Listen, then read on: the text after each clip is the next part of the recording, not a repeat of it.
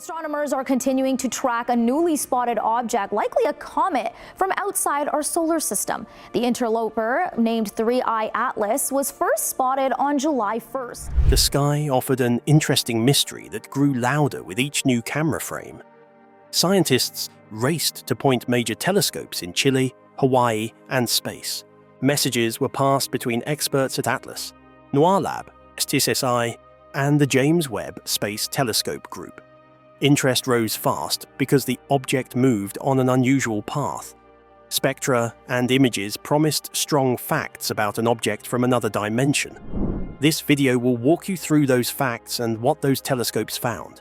We've got some fresh images of 3I Atlas, a third ever interstellar object observed from Earth, currently racing through our solar system. Stay with us. But what exactly was this strange traveler racing through the night sky? A comet, an asteroid, or something beyond our models entirely? Something that might challenge everything we know. How it was found.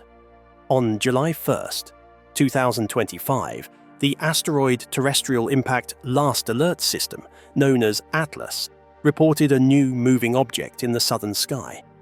ATLAS scans wide areas each night from Haleakala in Hawaii and flags faint moving points. Within hours, the Zwicky Transient Facility in California and Pan-STARRS in Hawaii reported matching detections. Observers noted a fuzzy glow around a bright center, a sign that gas and dust were forming a cometary coma. The Minor Planet Center received the positions and ran orbit fits to test possible paths. Observers in Chile and the United States moved quickly to confirm the discovery. Gemini South on Cerro Pachon and the Southern Astrophysical Research Telescope took deeper images that mapped the tail and tracked brightness changes. The NASA Infrared Telescope Facility measured heat in the near-infrared, while many smaller observatories fed time-stamped images into public archives. Scientists searched older survey data and found the object in pre-covery frames from the Transiting Exoplanet Survey satellite and Pan-STARRS.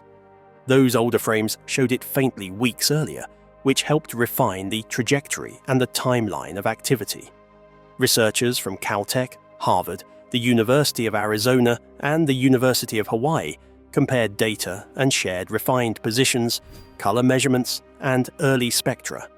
Private groups, led by Matthew Hopkins, Bryce Bolin, and Daryl Seligman, posted technical descriptions describing initial fits and models for gas release. Early low-resolution spectroscopy and narrow-band imaging from ground-based spectrographs detected lines and features that suggested volatile release. Those early spectra indicated ongoing outgassing rather than a single explosive event, and observers watched the coma brighten for a couple of days. The Minor Planet Center and participating observatories updated orbital solutions as new positions arrived.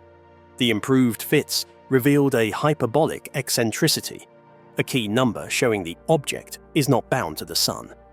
Observers measured an incoming velocity higher than most solar system comets. That speed and the hyperbolic path led teams to classify the object as interstellar and to assign the label 3I Atlas, with the provisional designation C/2025 N1 for publication and tracking. Data flowed rapidly across both public and private working groups. Staff at the Space Telescope Science Institute in Baltimore prepared target lists and requested high-resolution Hubble images to try to separate any nucleus from the surrounding coma. Within days, the Hubble Space Telescope was scheduled to observe and provide sharper views. Ground telescopes continued nightly monitoring to measure changes in tail length and direction so that scientists could estimate particle speeds and dust grain sizes. The quick global response yielded a dense set of observations from survey cameras, medium telescopes, and flagship observatories. Those combined data gave a clear record of discovery, early composition hints, dust measurements, and a precise orbit. The coordinated effort set the stage for follow-up time on the James Webb Space Telescope and other instruments to study the object in infrared detail. Observers also noted that the object is the third confirmed interstellar visitor overall. But sharp images alone weren't enough, because hidden inside that glowing blur could be a clue to whether this was just cosmic debris or something far stranger. What did Hubble really see? What Hubble and ground telescopes showed? The Hubble Space Telescope returned very sharp images of 3I Atlas. The team at the Space Telescope Science Institute used those images to separate the bright coma from any solid nucleus. Their analysis set a conservative upper limit on the nucleus diameter near 5.6 kilometers, while noting the solid core could be much smaller, perhaps just a few hundred meters. The bright cloud of dust and gas around the object makes direct measurement difficult. Ground telescopes added important context. The Gemini Observatory on Cerro Pachón in Chile took image sequences that showed a growing tail and steady brightening over several weeks.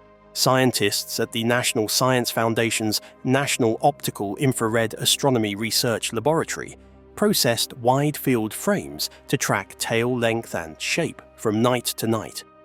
Observers at the Southern Astrophysical Research Telescope and at Cerro Tololo Inter-American Observatory ran follow-up imaging to map how dust fans changed with time.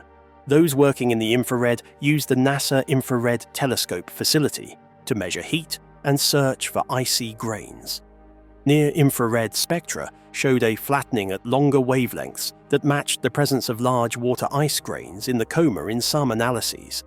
Spectrum shapes and color trends from Gemini South and the Infrared Telescope facility helped identify dust particle sizes and basic surface properties.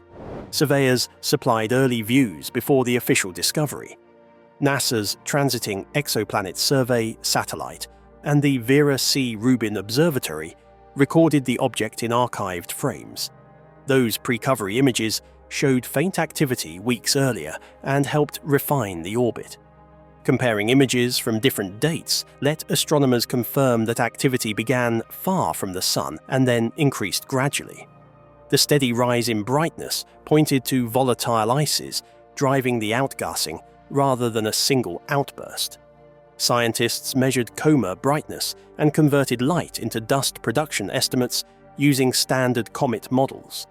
They tracked how the tail length changed and used those measures to estimate particle speeds.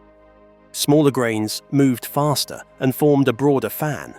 Larger grains moved more slowly and stayed nearer the main trail. Tracking speeds over several nights let them estimate grain sizes and mass loss rates in kilograms per second. Ultraviolet observations from the Neil Gehrels Swift Observatory detected emission associated with water breakdown in late July and early August. Those signals suggested water vapor or sublimating ice grains were present in the coma at that time, though different teams report varying signal strength.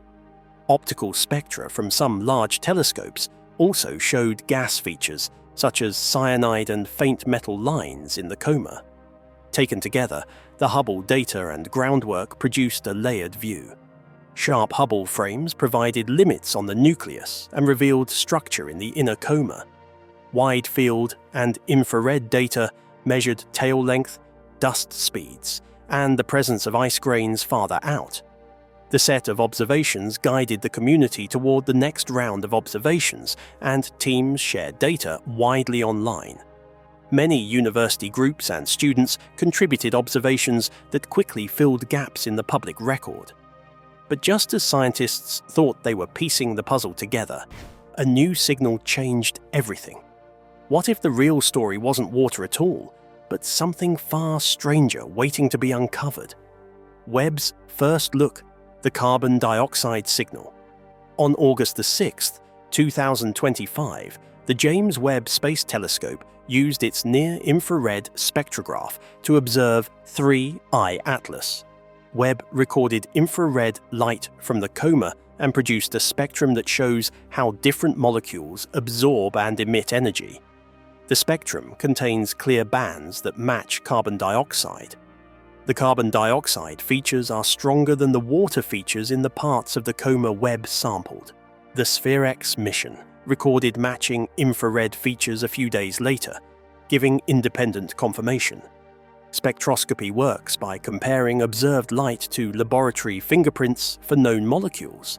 Carbon dioxide has strong, well-known bands in the infrared that Webb can see clearly. Water also has bands in the near-infrared, but in these observations, water bands were weaker. Observers also found smaller amounts of carbon monoxide and faint traces of sulfur-bearing molecules such as carbonyl sulfide. Teams at Caltech, Harvard University, and the University of Arizona ran independent fits to the spectra to check results. To turn band strengths into physical numbers, researchers use laboratory cross-sections and simple coma models. Laboratory cross-sections show how strongly a molecule absorbs at a given wavelength. Using that data and the measured band brightness, scientists estimate how many molecules are present. Those numbers convert into gas production rates expressed in kilograms per second. Multiple groups ran that conversion and reported consistent ranges for carbon dioxide and lower rates for water. Webb spectra also revealed line shapes and Doppler shifts. Line widths and shifts give information about gas motion in the coma. A broader line usually means faster-moving gas. Measured gas speeds for the observed bands fit the range expected for cometary outflow at these distances from the Sun. Scientists combined gas speed and production rates to build physical models of activity. Those models test whether gas escapes from a few localized vents on the surface or from a larger area across the nucleus. Current fits narrow the plausible options, but do not yet eliminate either. The high carbon dioxide to water ratio can come from several physical causes. One possibility is the formation in a cold region of a protoplanetary disk, where carbon dioxide ice condensed and remained abundant. Another possibility is a surface layer that traps water ice below, while carbon dioxide escapes from shallower layers or from fractures. A third possibility is long exposure to cosmic rays and interstellar radiation that altered the outer layer and reduced surface water. Webb and STScI numbers help teams test these ideas by comparing measured ratios to model predictions. The James Webb Space Telescope results guided ground-based follow-up. Infrared features identified by Webb set target wavelengths for the Gemini Observatory on Quirapachón and for instruments at the NASA Infrared Telescope facility. Observers use that guidance to plan deeper exposures and to monitor spectral changes over time. The Webb run produced a clear chemical snapshot and a baseline for later comparisons as the object moves closer to the Sun. Research groups will soon publish papers as they refine models and add observations in the coming months. But if the chemistry tells us what this visitor is made of, its path tells us something even stranger, where it truly came from. And that answer may challenge everything we thought we knew. What kind of story does an object speeding in from interstellar space really carry with it? Orbit, speed, and where it came from. Astronomers used measurements from the Asteroid Terrestrial Impact Last Alert System, the Zwicky Transient Facility, the Panoramic Survey Telescope and Rapid Response System, the Hubble Space Telescope, and many ground observatories to compute an orbit 3I Atlas.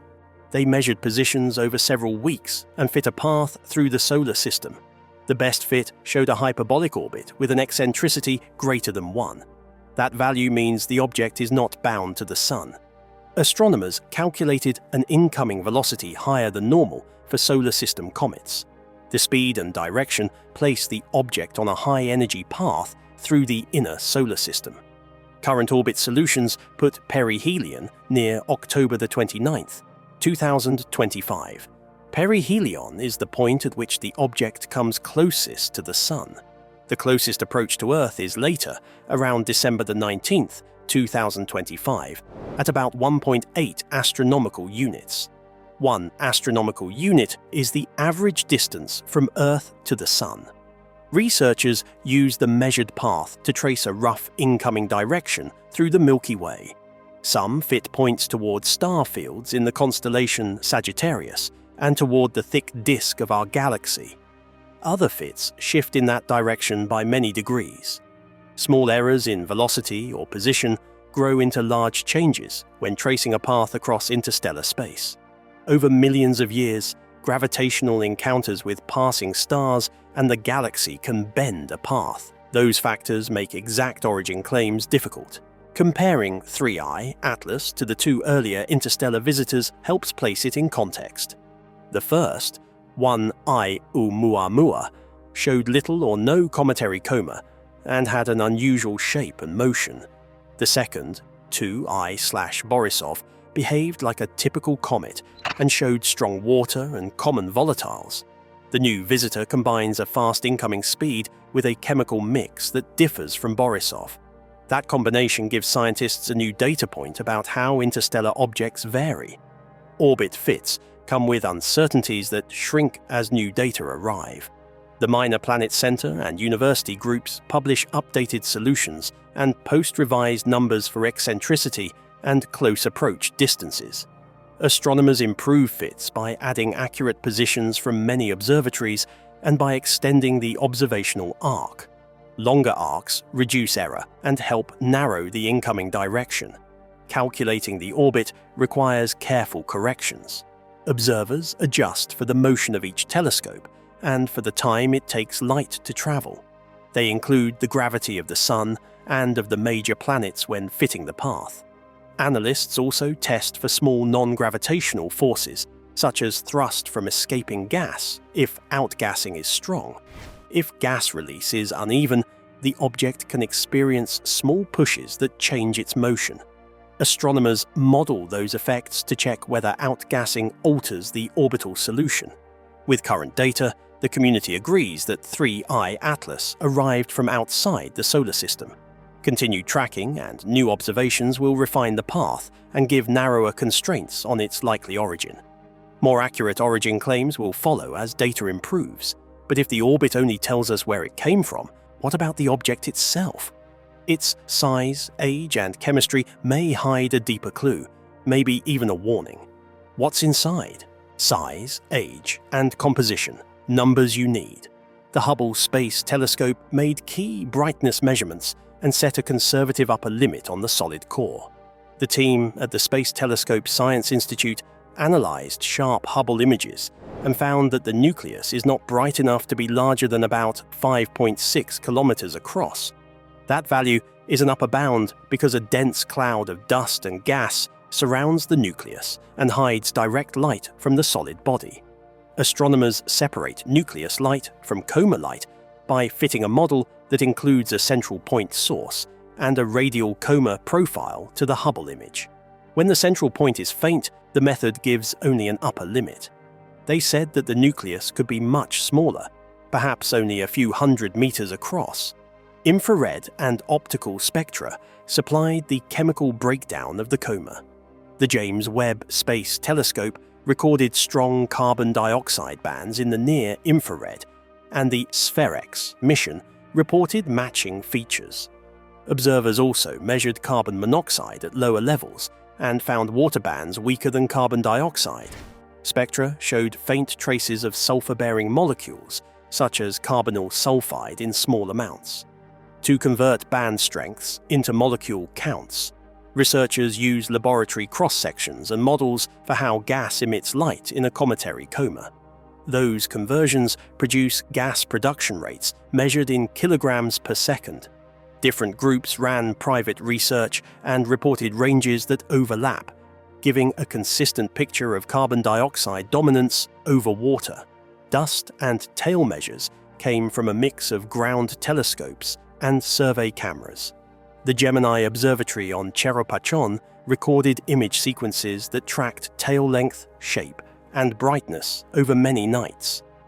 Wide-field frames from telescopes operated by the National Science Foundation's National Optical Infrared Astronomy Research Laboratory helped measure the tail at larger scales.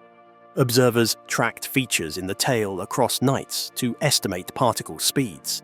Faster-moving features indicate small grains, while slower structures point to larger grains.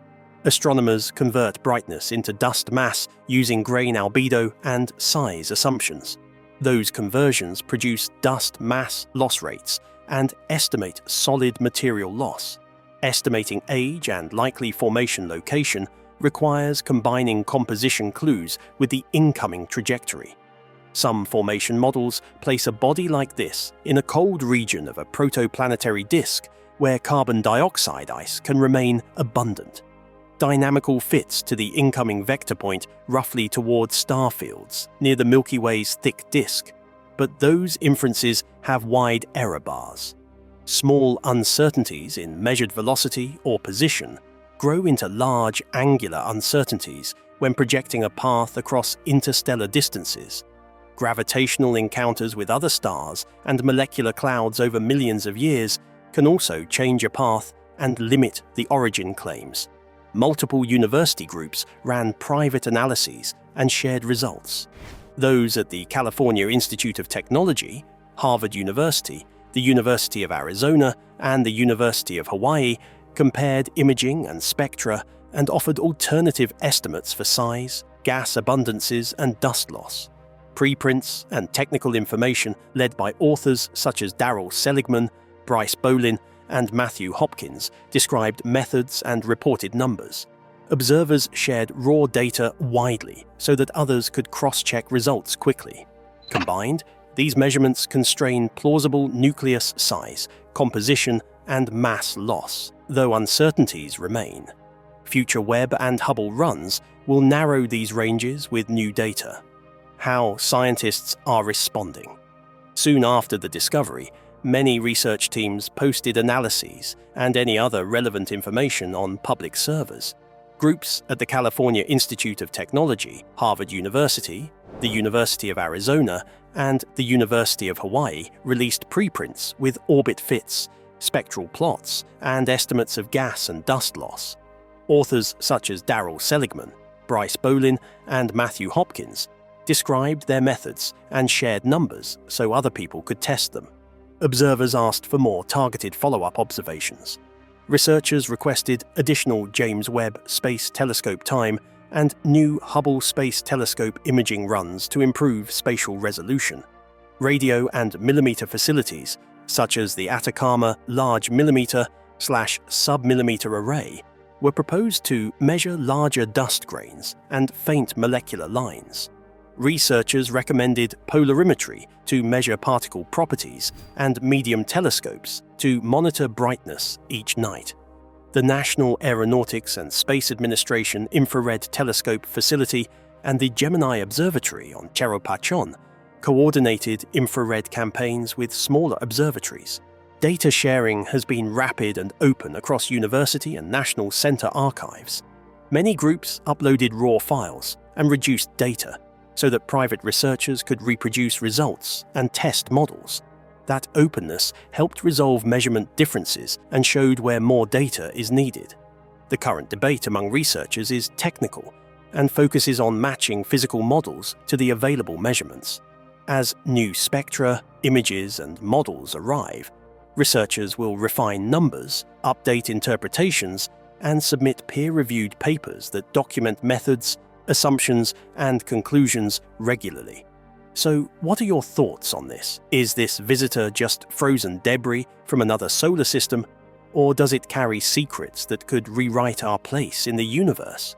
What if more of these interstellar travelers are already on their way? Share your thoughts in the comments section below, and don't forget to like and subscribe for more discoveries.